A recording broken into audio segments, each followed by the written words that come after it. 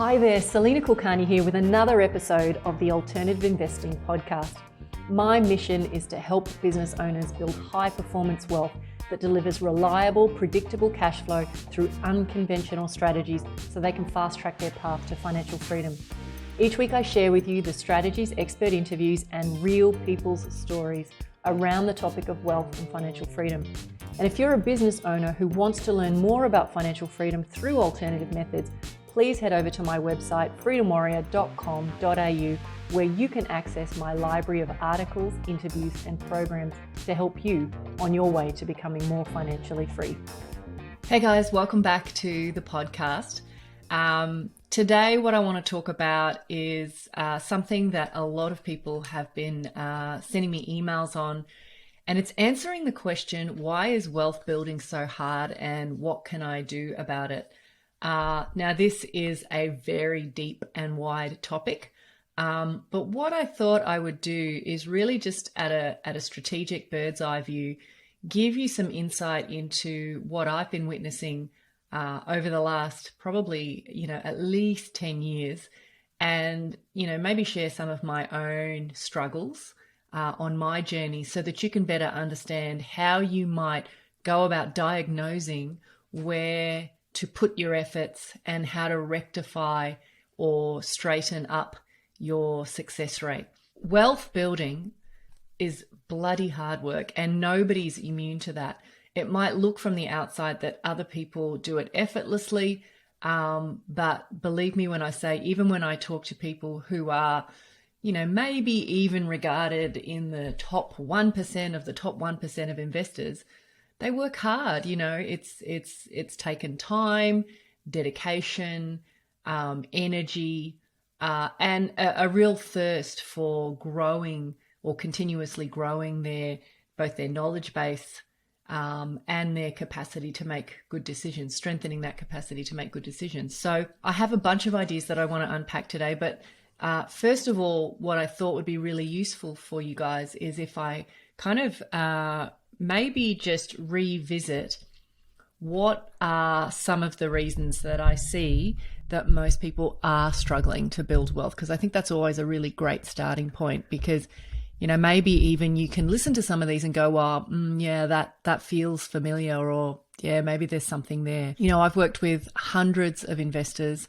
I've had the great fortune of being able to surround myself with investors who are world class. So these are people who have had not only longevity as successful investors, but they are known for getting results which completely outperform the norm. So I feel qualified to answer this because not only have I experienced it through conversations with investors myself, I've experienced some of these challenges on my own journey. And then I've spoken to people who are really top of their game about what's going on in their world. So this is why I believe most people are struggling to build wealth. Number one, they just don't make the time. So if I think about my own journey, like over time, and clearly there's a compounding and cumulative ability to not only discern, but hone in on the knowledge and information that's right. So when you first start out, I get it's overwhelming. There's this sea of information and you almost don't know where to start. And I know certainly when I talk to younger investors, there's a bit of overwhelm about, what should I be focused on? But if you think about, even over my life, I've carved out hundreds and hundreds of hours outside of my work and dedicated it to the thought, the study, the conversations, the relationship building around wealth building. So part of the challenge, I think, is that as business owners, mentally it's really hard to even want to carve out that time. If your business is doing really well, then the thought is, well, that's where I should put my time and effort. If the business is not doing so well, unfortunately, that is where your time and energy is. And so therefore, wealth building falls to the back burner. But, and I've talked about this in a number of other podcasts, finding a cadence or a rhythm around just giving it a little bit of attention over time will have massive, massive results. And where I see a lot of business owners going wrong is just not even giving it a little bit of headspace. So I won't say too much more about that, but I think that's a really key one. The second reason that I see a lot of business owners struggling to build wealth is they don't know the right people to help them find deals.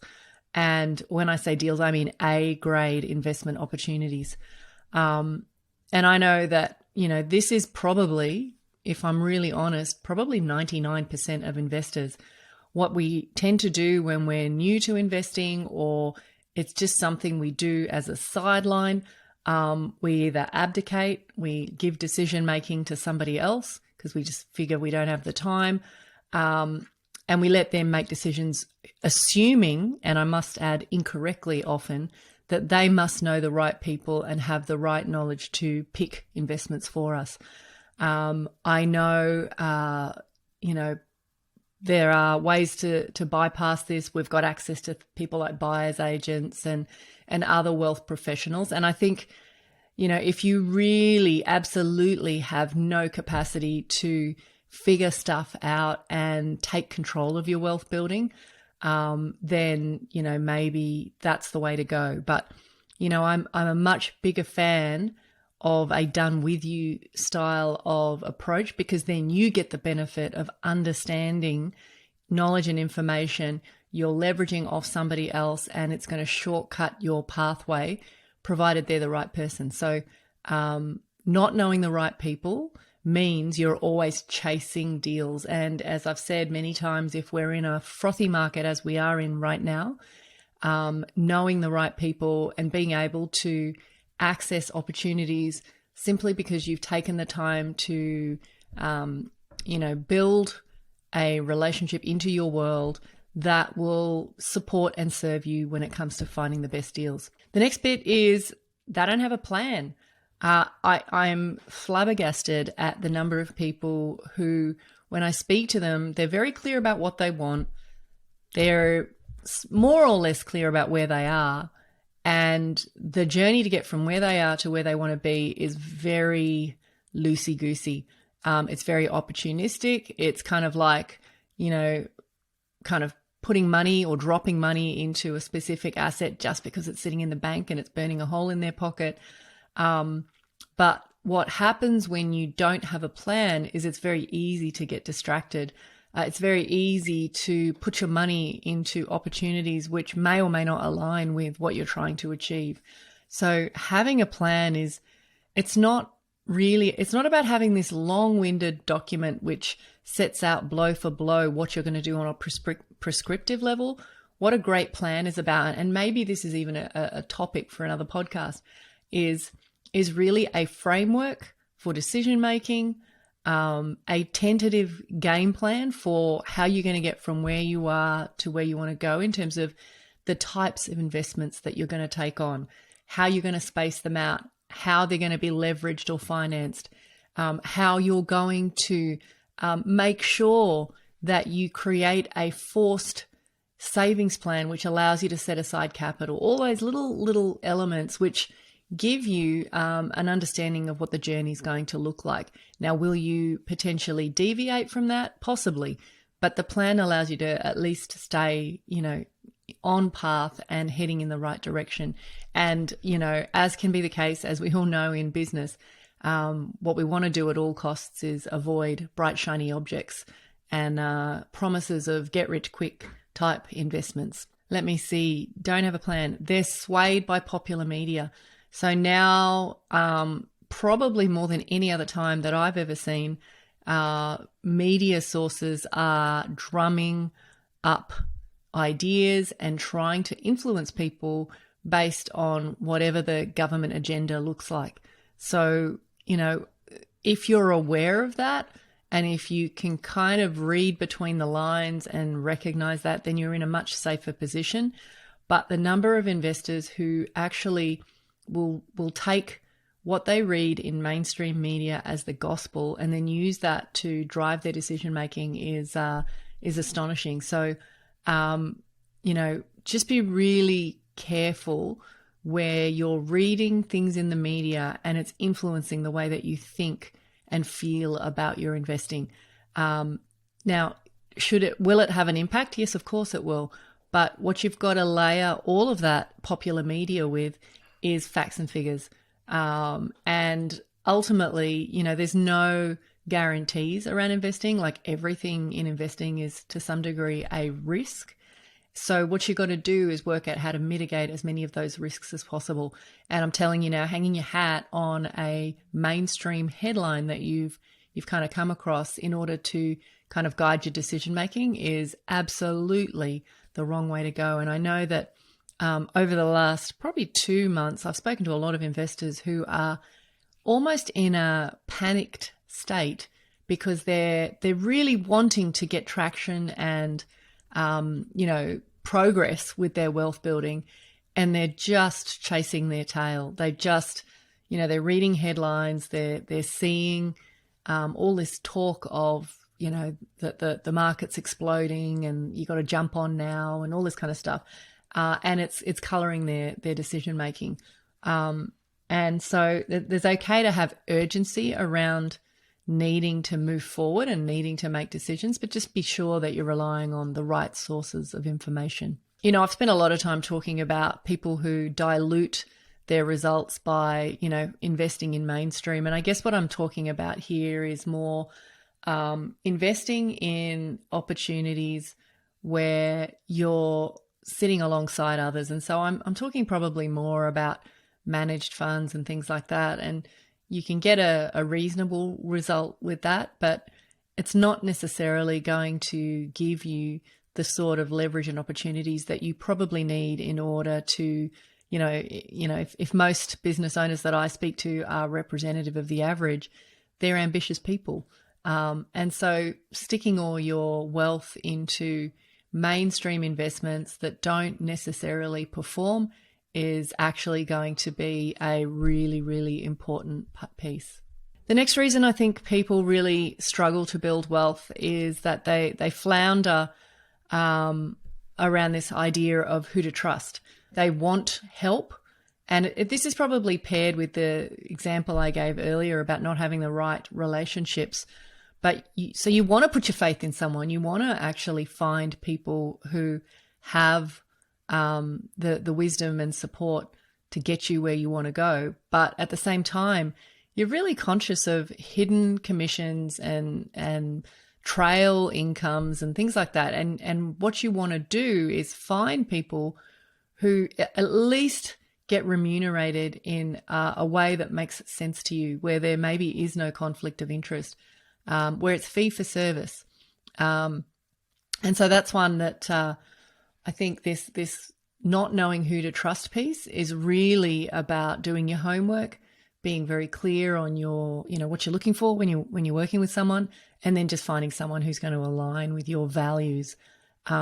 If I was going to make one comment about this, it's really make sure you work with someone who kind of has the bigger picture or the vision of what you want to try and create in their mind. And if, one of the skills I think that's really, really important in this regard is actually making sure that, they can help you shape the vision that you have and get clarity around the opportunities that you are looking for.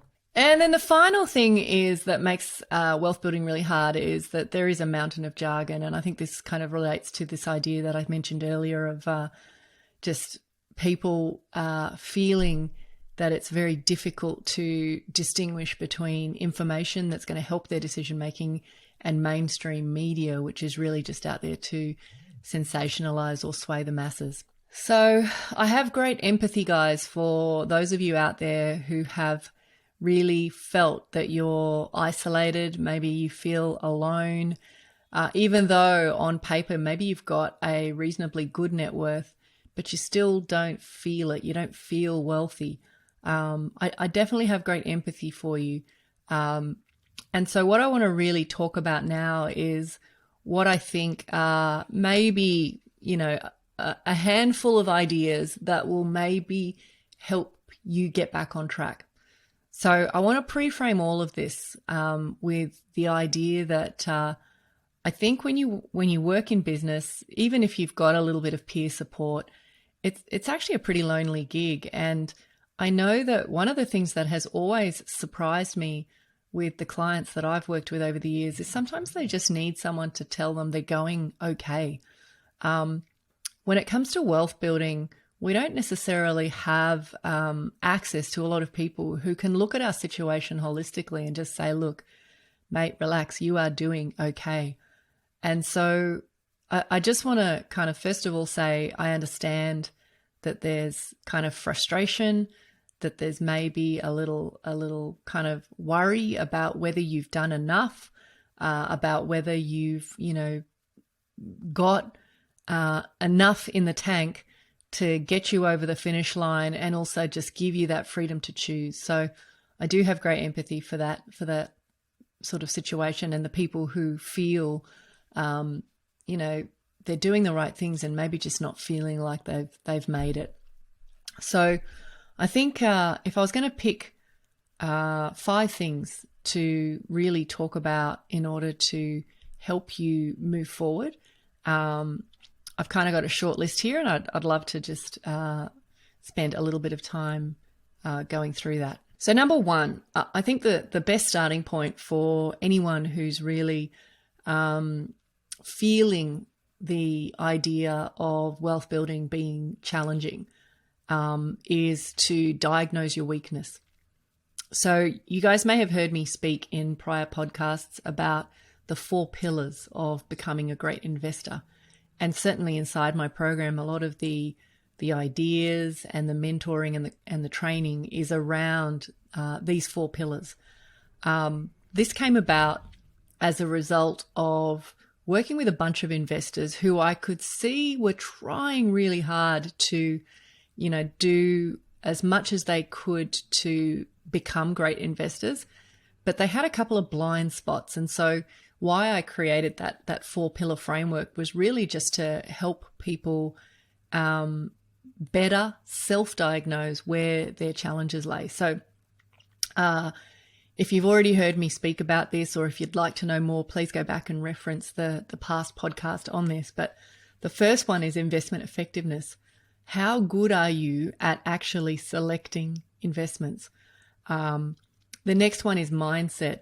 Mindset is a huge one. How you think and feel about money and wealth really shapes your entire experience. And so this is a really great one to explore, because often a lot of us are influenced by experiences in our childhood, maybe even in our teens, that kind of create some kind of scar, if you like, and therefore influence our decision makings. For some people, it's a mild scar. For others, it's a deep wound. And how you think and feel about wealth permeates every other aspect. So don't underplay that one. Stewardship. Everybody who knows me knows I harp on about stewardship. If you cannot care for the money that comes into your world, if you can't treat it with respect, be mindful about where it flows, then it's a very, very difficult game to play when it comes to building wealth. I know some of you may be aware that I recently joined James Schramko's Superfast Business Program, and one of the things that I saw in one of the forums was someone commenting about how much money they put aside around their investing, and it was an epic amount, and I was so impressed. It was fantastic. And in my own journey, when I reflect, our family kind of game plan around wealth building has to, on average, put aside 50% of what we earn, at least, towards wealth building efforts. Now that's a staggering amount when I go back and I think about how little we had and how little money we earned in the beginning. But it's one that, fortunately, both my husband and I were both on the same page about, and, we've more or less just maintained that sort of at least that percentage as time has gone by. And in fact, I would even hazard a guess that maybe that percentage has gone up because our discipline around how money gets allocated has pretty much stayed the same. So whenever either of our earnings have gone up over and above maybe what it was even, say, 10 years ago, most of that has gone into investing as well, whether that's, wealth, debt management, or, creating facilities and opportunities to kind of make the wheels turn better. So, whatever, I'm not sure that people are necessarily wanting to be as frugal as we were. We're definitely less frugal now, but there's definitely a mindfulness around how money flows, and it's something that we're constantly monitoring. So stewardship's super, super important. And then the final piece, the final pillar that you need to bring into your awareness is knowledge. And knowledge can be formal and informal. Formal meaning it could be courses that you buy, education programs that you participate in, and it can be informal, meaning how do you glean wisdom and lessons and knowledge from the people who have the results that you want, or maybe just research that you do on the internet. So knowledge is what will, generally continue to give you that edge. So we want to be focused on always growing those things. So those 4 things to some degree have often been blind spots for people. And when I say blind spots, it's more that they just didn't know that it was an area that they should be putting focus. So I am always asking the question, which of my 4 pillars requires attention? And, for me, investment effectiveness is definitely one that gets a lot of love. Mindset's definitely one that gets a bit of love. Stewardship, I probably could give a bit more love to that if I'm really honest. I rely on habits and patterns and processes that I set out many, many years ago. But to be honest, it just, it's definitely something that I think I could give more love to. And then knowledge is definitely one that I also give a lot of love to. So my own blind spot is not so much that it's ignored, but it probably has less energy than some of the others, and that's stewardship. So I'm going to be open and honest about that one. So yes, that's great that I'm even talking about that now. The next thing that I want to talk about is, many of you have heard me talk about the 3 parts of the game on the wealth building journey. I'd encourage you to go back and have a look at that, the 3 parts to the wealth building game, because that's a really, really important concept to understand. And I think I did it only recently. I did a podcast on that. So I encourage you to go back and listen to that. But this is the thing that I want to kind of emphasize. If part 1 of the wealth journey is around building capital, then what you need to be careful about is not getting distracted by assets that don't align with building capital. I talk to a lot of investors, particularly younger ones, who maybe they've saved a small deposit and they're just itching to get in the game. And instead of waiting till they can afford to buy a good solid asset where the probability of capital growth is high, they just race off and buy something in a really obscure market, or in a less desirable area, or in a type of property that is less likely to give growth, just because they need to get into something. It's not a great habit. And what I would actually encourage you to think about is, instead of letting money burn a hole in your pocket and rushing out to put it somewhere, that you instead take a little bit of a mindful approach, which is, if you waited another few months, or if you had a little bit more money, what could you find or buy that will be more in alignment with the part of the game that you're in? Don't rush to park your money in anything for the sake of it. Yes, I'm aware of the concept of opportunity cost, but sometimes a more mindful approach to your investing, hanging on to cash and just allowing it to accumulate until you find the right asset, can actually serve you better over the long haul. So yeah, that's my second key. Just be really mindful of what part of the wealth game you are in. The third thing I want to talk about is the take control. So one of the things I hugely advocate is being in control of your wealth. There's no question that if you're an investor who has, abdicated, or if you try and give decision making to someone else, history has shown time and time again that where that happens, it's very, very rare that you will get the outcome that you want. I'm a bit of a broken record about this, but nobody cares about your money more than you do. So what this requires is for you to give your wealth building love, attention, and headspace. A great example of this is I have a client who was very focused on his business and basically outsourced all decision making to a stockbroker slash financial planner. And what this financial planner has done is they've put it into shares. The shares have done okay. He now has a reasonable kind of lump of capital, and he's, within a stone's throw of wanting to let go of his business. He probably can't sell it. But yeah, he basically wants to get off the tools.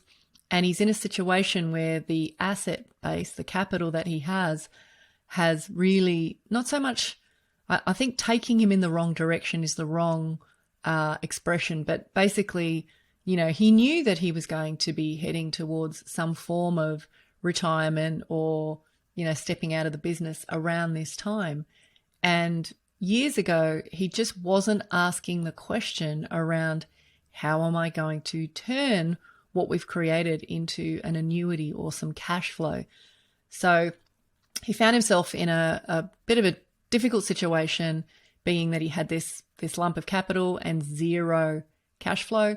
And ultimately, where he was before we started working together was believing that maybe he was just going to have to sell down that share portfolio to live, maybe even sell the house in order to get the sort of income that he needed in order to have a relatively comfortable retirement. So just be really mindful that if you don't take control, if you don't give it headspace, that it will take you in the wrong direction. The next piece that I want to kind of focus on here, just to help you understand what you can do about making wealth building an easier journey, is to align with people who have the results that you want, even if you have to pay for it. I'll put a little asterisk on it. I think for a long time earlier in my wealth building journey, I kept asking and looking around and taking advice from people who were talking a big game. But it wasn't until years later that I found out they didn't actually have the results that I want. So, I think when someone speaks with a great degree of confidence, it's normal to assume that they know what they're talking about. But where I go to first when I'm looking at working with someone or taking advice from someone is I want to know about their situation, their results. And one of the ways that shows up inside of my Freedom Warrior Mastermind is when I'm creating training and content for my members, I like to take them on a journey. I like to, when I'm introducing a new trusted advisor to the group, and, a trusted advisor can be someone who just brings great wisdom. Maybe they even bring great deal flow, access to great opportunities, or maybe they are kind of at the coalface of being able to help us, pivot and navigate when it comes to decision making as economic climates change. So trusted advisors is a broad concept, but the way that I like to present people is I always like to start with their journey. Like, who are you? What makes you you? What got you to where you are? How did your journey unfold? What are the mistakes you made? What led you to become a specialist in this particular strategy or this particular area of expertise?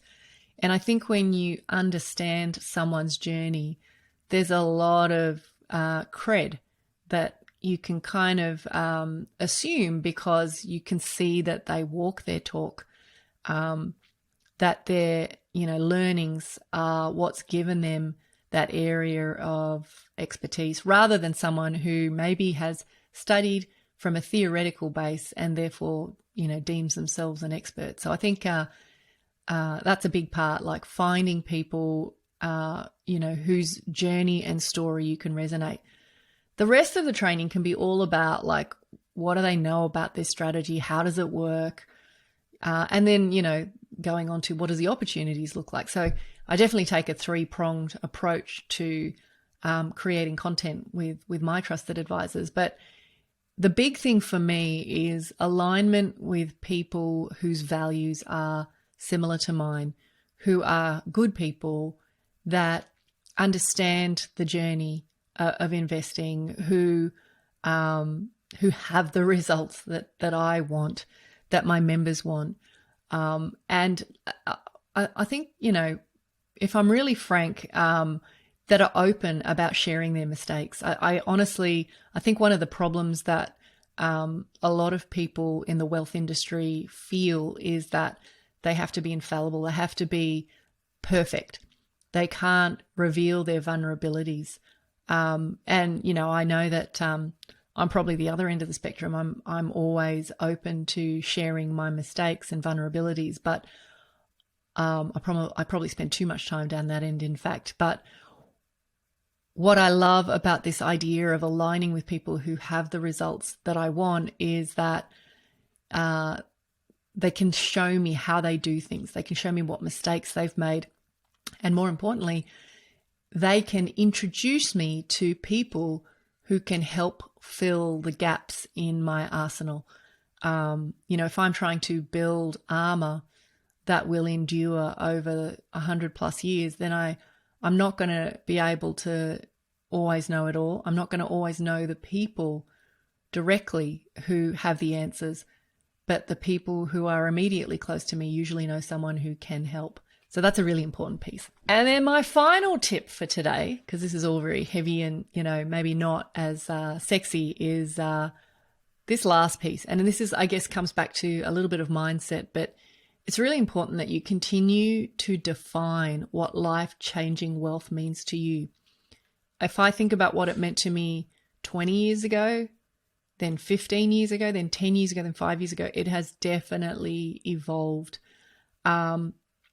Keep thinking around ideas of, what is your minimum viable capital to get you where you want to go? You guys will have heard me speak about freedom formula.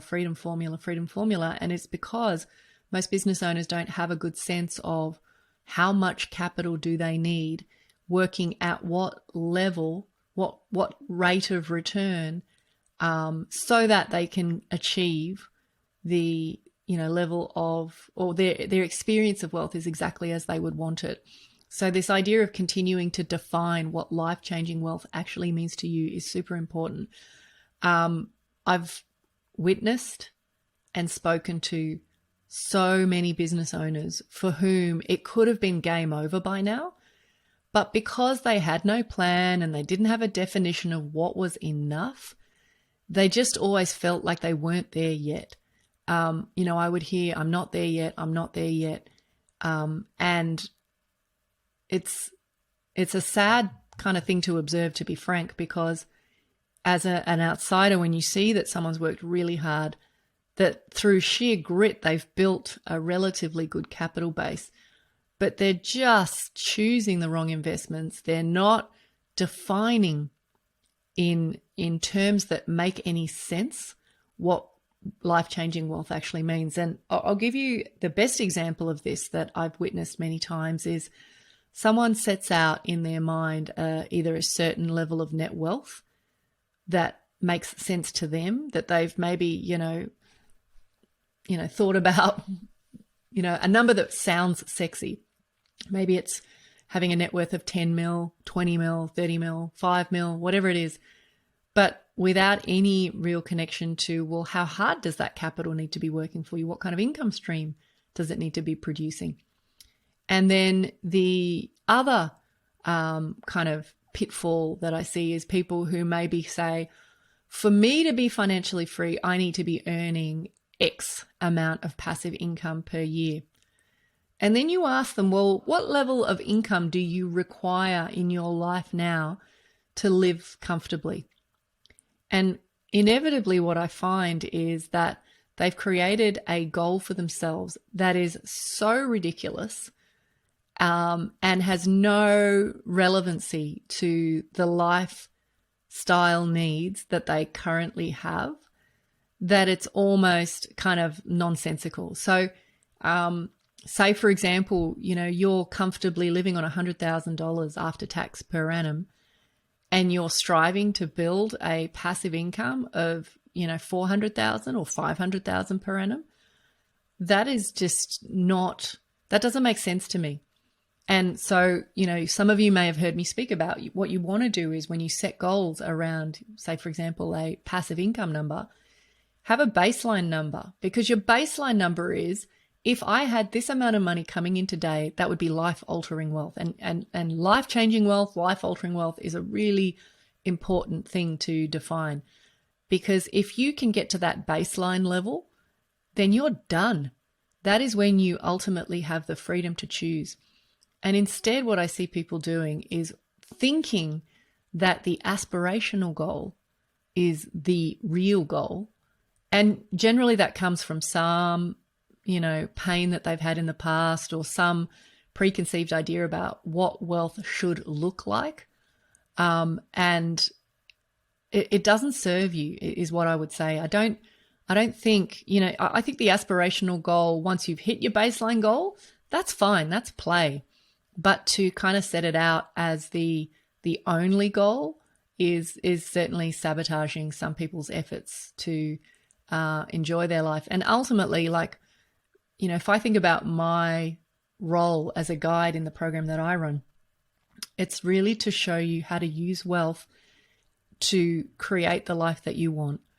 And, to some degree, that sometimes involves hosing people down on what they think life-altering wealth means, and bringing it back to something that's more modest, more achievable, and having them say, yeah, well, I guess if I did have that amount of income coming in, then I could choose. I could choose what I want to do with my time. So I think I won't say any more about that. But look, just to recap the 5 tips that I've given you today on why wealth building is so hard and what you can do about it. Number 1, diagnose your weaknesses.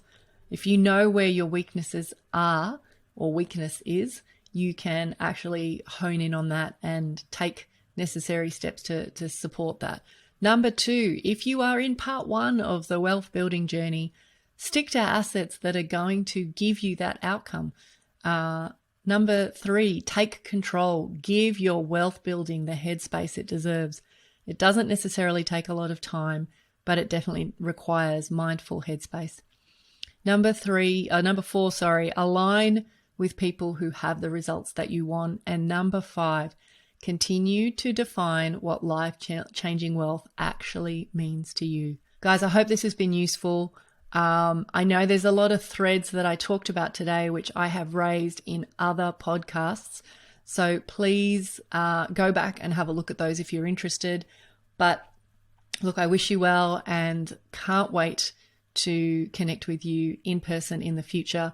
Please always feel free to reach out to me, salena@freedomwarrior.com.au. Tell me what's going on in your world. Share your questions, thoughts, insights, and look forward to connecting with you next time. Take care. Thanks so much for listening to the Alternative Investing Podcast. If you're a business owner feeling frustrated that despite doing everything right in the property investing playbook and you're no closer to financial freedom, then head over to freedomwarrior.com.au to learn more about how you can use alternative investments to catapult your investing income and blend strategies to shave decades off your timeline to financial freedom. Till next time, take care. See you on the next episode, and bye for now.